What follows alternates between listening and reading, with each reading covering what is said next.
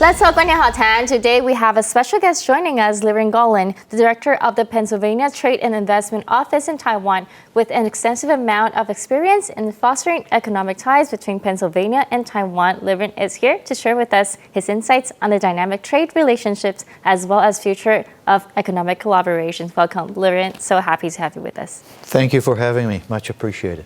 Liren, my first question will go to what is the most famous of Pennsylvania, especially where are the places you recommend for us to visit? The Commonwealth of Pennsylvania, I mean, it is called not necessarily a state, but a Commonwealth, which is like a state. So the Commonwealth of Pennsylvania is a known place for quite a few famous firsts. The original capital of the United States is Philadelphia. The Constitution, U.S. Constitution, and the Declaration of Independence were both done in Philadelphia. Pennsylvania has the first university, the first hospital in the U.S. It is known for having the Amish community, the Mennonite communities that live in the state. It is well known for, everybody knows the chocolate company Hershey's, among several other famous food brands like Heinz. People may not know, but Heinz is based in Pennsylvania as well.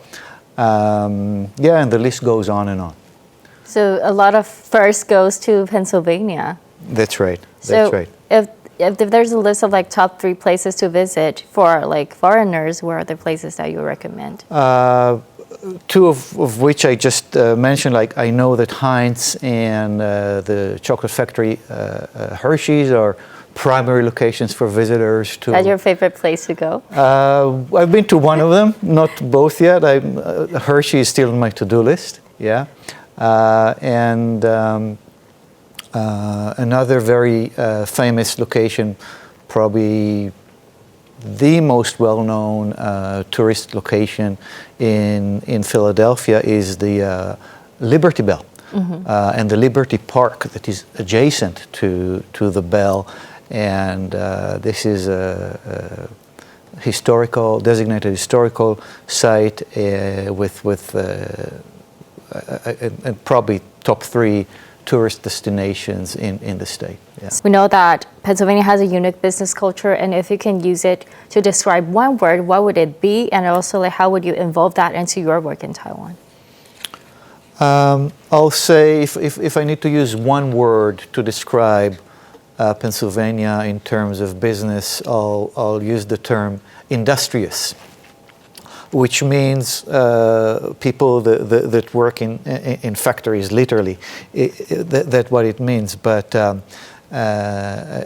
Pennsylvania is a state with long history of industry. It started in the 18th century and later in the 19th century with the metal industry, and later with the railway industry where Pennsylvania was the leading state, and so much so that the Pennsylvania Railway Company in the late 19th century was the largest company in the world by profit and by length of rail lines. Famous names like Andrew Carnegie, the metal and the railway magnate are associated with these industries. So that has translated over the years and through to the 20th century and the 21st century. That kind of industrial base was translated to advanced manufacturing, robotics, automation, life sciences is another sector that is a leading sector, probably second only. I should say that the greater Philadelphia area as a life sciences cluster is the second largest in the East Coast after the Boston cluster. Another leading industry sector is energy. There was shale field that was found in the west side of Pennsylvania, where today large volumes of natural gas are being produced, and this translates to power manufacturing, with power grids going all the way from western Pennsylvania all the way, for example, to Canada. So energy at large and also green energy are two leading industrial sectors, with also a look into the future of green hydrogen hubs. The U.S. Federal government has come up with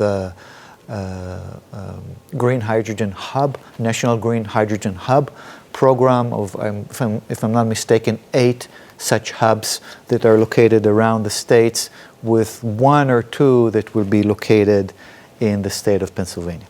So there is a look into the future as well when it comes to industry. Well, so you just mentioned a diverse of industries in Pennsylvania. So how do you prioritize which sector to first promote in Taiwan? Well, this was made recently easier by the newly elected Governor Shapiro of Pennsylvania. Governor Shapiro has came up with a 10-year strategic plan. Under that strategic plan, the governor has assigned 5 key industrial sectors as focus sectors. These are sectors that I just highlighted, and these are the industrial, robotics, automation, life sciences, and energy.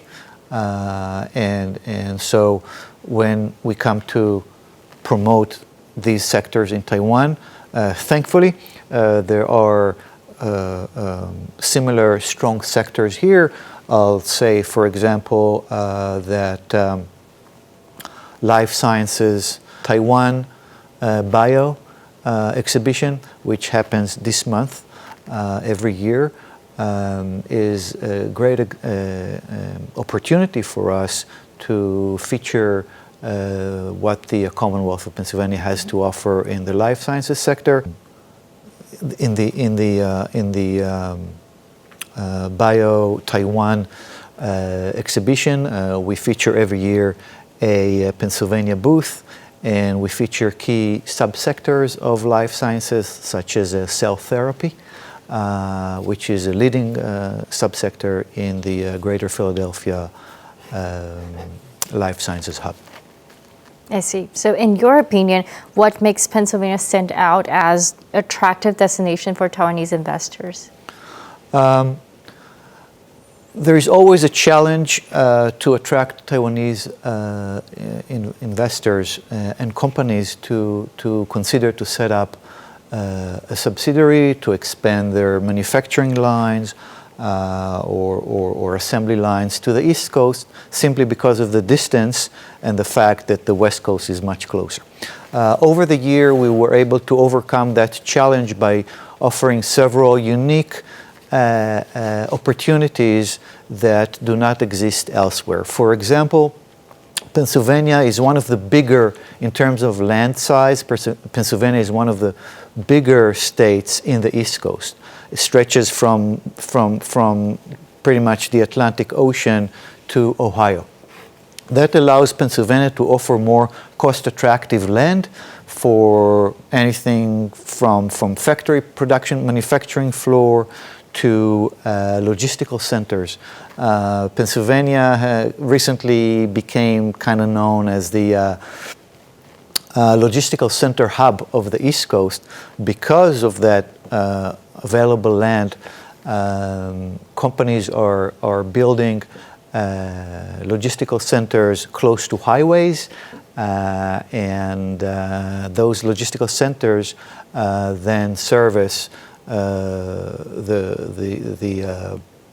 long East Coast populations all the way from the Carolinas, New Jersey, Maryland, and New York. Mm-hmm. So by building those hubs on a more cost-effective land, companies are drawn to Pennsylvania, and this also includes Taiwanese companies.